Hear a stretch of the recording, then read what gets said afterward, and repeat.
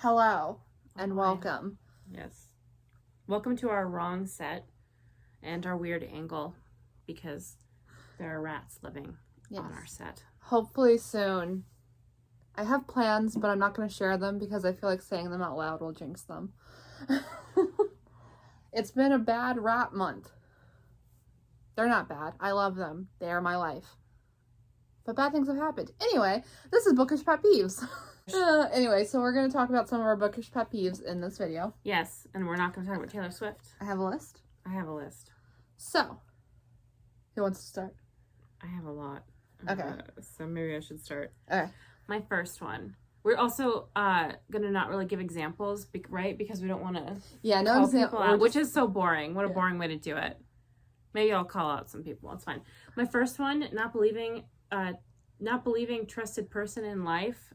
An example of that happening is like friends or family, like an established relationship, and then some new person comes in and tells a lie to one of them, and then the person doesn't believe the one they knew. Does that make sense? Am I saying it weird? Yeah, basically think of every single supernatural show you've ever seen. Yeah, people... And based on that. It's people basically trusting someone they just met over, like, their sibling of 20-some years, or their best friend, or their partner. Yeah. It's so annoying. Absolutely. All right, my first one is the best friend telling the main character they need to get laid. That one is gross. I hate it so much. I can't tell you how many times I've been reading a romance. This happened in the Mystic Bayou books. What's the first one called? How to Date Your Dragon. It happened. Like, the best friend was on the phone. She's just like, I'm just saying you could, like, right. I'm not going to say that. We would get in trouble. No, we don't. We're not monetized. All right, yeah. The best friend's just basically like, you need to ride that dragon cock. And I'm just like, okay, calm down. Yeah, I'm not a fan of it either. I think 50 Shades is like the most famous example. I want y'all to know that it'd be so much funnier if I felt like I could curse. I take offense to that because I'm not a... I didn't say you'd be funnier if you could curse. I said I would be funnier if I could curse. You know, friend. Anyway, my next one. Sleeping with the bad guy 15 minutes before they reveal themselves as the bad guy. I will give an example of this. Spoiler. Can we flash the word spoiler? It's hard to say because it's like I can't say the name of the book without obviously you immediately can If there's a rat here, there are spoilers. Yeah. Ember in the Ashes. The girl sleeps with a bad guy like right before he reveals himself as the bad guy, and I hate that normally, but especially when either the character is super young or they're a virgin, it just feels weird and gross to do that to a young girl. Like, that, it's not like sexual assault, but it's some kind of abuse, and it just is gross to me. My second one is more of like a writing pet peeve. Like, and it doesn't happen in the story, it happens in the writing, but it still drives me crazy. And that is when they have a main character think something and then say it within like 2 paragraphs. Just delete it. Okay, my next one. Miscommunication when just stating the facts would fix it. That's the end of every romance novel. Every single contemporary romance. Yes. That is the problem. That might be on here. I'm sure we have some. Yeah, the new no communication trope. Yeah, that's on here as well. That's every single romance. Every single one. It's so infuriating. Except, you know who doesn't do that is Helen Huang. She's like the only person where there's an issue and then like they like immediately go fix it. I remember being so impressed with that. My next one is very specific, but something I have read multiple times. And that is when the main character is forced to kill a dog and then they're mad that they had to kill the dog at the dog's owners. Authors, you can just not do that. Don't kill dogs. There's no need for it. You can just honestly choose not to. My next one. This is going to sound specific. When the smug jerk doesn't get their comeuppance, like if they embarrass the MC or hurt them for real public humiliation or beating. This one, I see a lot in TV shows where like it's a lot of teenagers where like one of them will do something terrible to the main character and then like never face repercussions, but it's like something that's so infuriating. Like I saw them in like that what's that show on HBO, Eastwood or something. It's got Evan Peters is in it, and like these people beat the hell out of a teenage girl. Like 10 people beat a teenage girl almost to death, and like only one of them got in trouble. And it's like, okay, I hate this. All right, my next one is also very specific to me, but I read it all the time, which is when they don't do any animal research. All of Sarah's are animal related. No, they're not. I had several that weren't, in fact. But it's just, if you're gonna have an animal be in it, I've read things that just is even basic. Like someone said that a cat like showed their teeth like a dog would. They snarled, and it's just like, cats don't do that. If a cat's threatening you, they hiss. They don't snarl. It's like basic stuff like that where they're just like, they didn't think about it and they thought it was fine. And it's just like, you could actually just edit that out.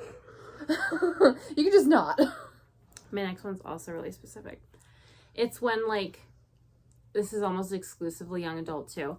It's when the love interest is thought to have slept with the mean girl in school just to make, like, the main character tense, and it turns out they didn't sleep with him, and the worry is just there to irritate me. Yeah, okay. That also annoys me, but mainly because it's just, like, it promotes, like, girl hate and the idea that the other girl is, like, not worthy. You know, like, it makes the guy gross or something. I want to spill tea and say my examples, but I have one. Oh, go for it. Mara Dyer. This happened to Mara Dyer because in 2010, every single male love interest in high school has sex with every single girl always, and it's just so that the main character is insecure, and it just irritates me because it's like, realistically, he's 16 years old. He wouldn't have had sex with hundreds of people. He wouldn't have the time between all the drug use and the being a sad sack. My next one is characters only reading classics. That's not how readers work. Every fan fiction writer makes all their girls only read the classics. Everyone loves Pride and Prejudice. It's just, okay, you can have them read classics. I don't have a problem with that. But you know what else these little 17-year-olds are reading? Smut. That's true. They're on AO3. Let them read some smut. Let them read some sci-fi. Let them read some, I don't know, thrillers. Like, there's things that are other than the Pride and Prejudice and Lolita. Please. Lolita's gross. Okay, my next one. Couples breaking up after it's a whole thing when they got together. Like, when it's a whole hullabaloo of them getting together and they immediately break up. Like, that drives me crazy, too. Kind of Twilight, kind of a little bit Vampire Diaries. I hate it. It's just, it's wasted. I'm just, every one of them giving examples when I promised I wouldn't. My next one is characters that are obsessed with 80s music when they're under 20. Excuse me. I was obsessed with 80s music when I was under 20. You also liked other music. See, that's the problem, is the authors only put what they like in, and it's just like, I get you were born in the 80s, but this character was born in 1999. Yeah, the kid who was born in 2005, like, her favorite song is 99 Loft Balloons, and it's like, oh, no. I know you're 40, but she's not. You go ask my sister. She doesn't know what 99 Loft Balloons are. I wish she did. She knows what Taylor Swift Red is. So, I've been hearing about it for days. I know that's very specific, but it's not just YA that does that. It's like anything. It's fan fiction. If you're going to have a character be a certain age, then, you know, do a quick Google search to see what songs were popular. Anyway. Get through that yawn. Okay. When the couple breaks up and one of them dates someone else. Oh, yeah. That bothers me too. I just have no investment. Like, honestly, it's supposed to waste of time. This isn't on my list, but it is a pet peeve of mine, is when there's a very clear, obvious love interest that you know the character is going to end up with, but the author has absolutely... Go ahead. No, you finish. The author obviously, wants to wait until the end of the series because they think that no one will have any investment once the characters get together. If you don't put exactly what you better put here, we're not friends anymore. I'll put it there. It's just like, okay, if you can't keep me invested after the characters get together, the problem's with you. It's not with me. Yeah, the Office. And I don't want to watch this character date other people when I know those relationships aren't going anywhere. I have no investment in them. I'm just waiting for them to end. I feel like my time is being wasted, and I feel like you're trying to manipulate emotion out of me. Mm-hmm. Anyway, Lindsay. That actually wasn't on my list. I was just saying that one. Yeah. My next one was actually too many pop culture references because it dates the book. That's the only reason. It dates the book. Yeah, that's happening with a lot of oh, I'm going to get in trouble. It's happening with a lot of the books coming out that are written by 20-year-old TikTokers, is they just put the stuff that they like in there that their little TikTok followers like. And so there's like, oh my God, I also listen to Ariana Grande. And then like in 5 years, when Ariana Grande isn't doing what she's doing anymore and she's moved on to something else, it's going to be like, wow, this is... Yeah. Like, my kids aren't going to understand those references if they decide to pick up my books. I recently read a little bit of the Chicagoland Vampire series, and they mentioned a lot of pop culture references, like Brad and Angelina, oh my and God. It's just like that aged like milk in the sun. If only it was Bennifer, because they're back together. You said that when I told you the last time.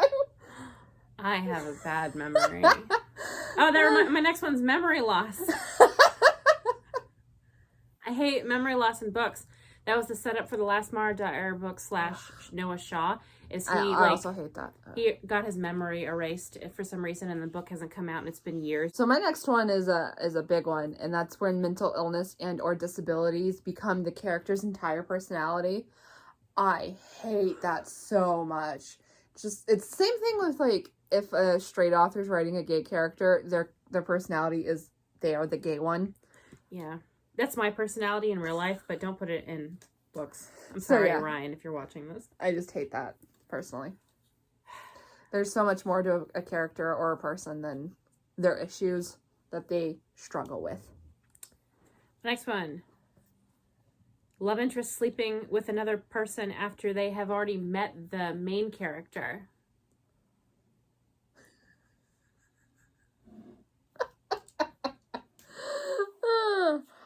My next one is large time jumps. Ooh, especially if it's in the middle of the book. I hate that too. If between books more than a couple months passes, I really hate it. And even then, I don't actually like a couple months passing. I don't necessarily need it to be the next week, but if like the characters are going through something personal and you skip a bunch of time, it's weird.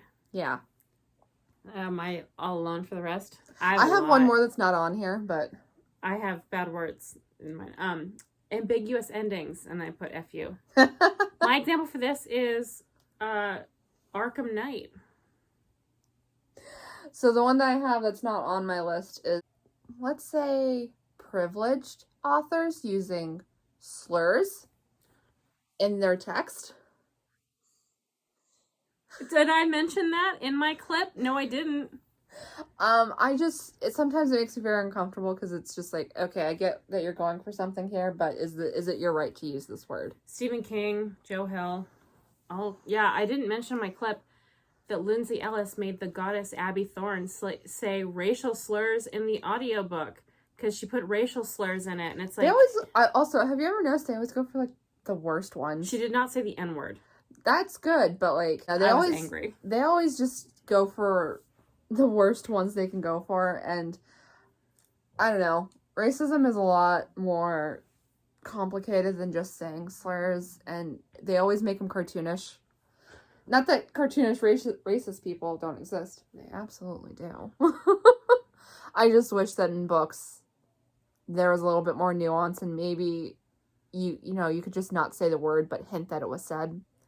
Yeah, I was actually really put off when I saw that. I'm just like, I was put off by the other racial stuff. Lindsay Ellis put it, like, as a white person, her two main characters were people of color, and she wrote about them experiencing racism, and I just don't understand why she thought she should be the one to do that. I don't think you should do that at all if you're a white person. Like, I don't have a problem necessarily with you making your main character a person of color, but don't start talking about how hard it is to be a person of color when you have absolutely no idea what any of that could be like. Moving on. The main character dies as a twist. I also put FU after that one. I find that cheap. Yeah. It's very manipulative. There's a lot of... I really don't like when authors try to manipulate my emotions because I see what you're doing and it's not going to work. In fact, it's just going to make me mad. You don't have to... you should just not for any of it put the book. My next one is going to sound bad, but I think you'll understand what I mean. Girl boss. Oh, yeah. I think everyone understands what you mean. It's so, like, annoying when the girl boss thing is just, like, even having to put girl in front of it, you're not helping the cause. Oh, my God, a soda. That would have been a good idea. My next one, I think you'll like this one too. Characters saying that someone looks different after having sex for the first time. You don't look different. I mean, maybe directly after, but not the next day after you showered. That was another 50 Shades of Grey one. Young character making references to stuff the author clearly likes that the character wouldn't know. Hey, I said that. Kinda. When the character says their names a bunch when they're talking to each other, like as a tag, like you're talking directly to a person. Basically, what she means is, like, if I came in here and I said, so do you want to watch the movie, Nicole? Yeah. And then I ended the next sentence with Nicole. Yeah, like, and the one after that. It's weird because I only say your name when I'm, like, calling out to you. Or if I'm trying to, like, as, like, a specific, like, kind of punch. You know what I mean? I usually say your name when I'm, like, jokingly disappointed. My real name? No, like, when I go, Campy. Oh. Are you disappointed in me a lot? No, I said jokingly disappointed. All right. Don't you dare. My very last one. Campy. Adults believing children over older kids and other adults for no reason other than they like the kid better. A child being smug that they got believed. That's from, like, I was reading White Smoke, which was so annoying. Like, the dad believed a 7-year-old. Okay, but you read The Push right before that, too. I read The Push and I read Baby Teeth. All of those books had that, where it was a little kid and the husband didn't believe the wife over the small child, and the child was always... Alright, so those were some of our bookish pet peeves. I hope you enjoyed this video. Yeah. If you did, feel free to like, comment, and subscribe. Yeah, well, if you want, talk about our rats in the comments. Give our rats compliments. That's all I need. Just compliment my children. Dude, was that for you to put this? So Truth in the Divine? No. Alright. Alright. Don't read Truth in the Divine. Goodbye. Sorry.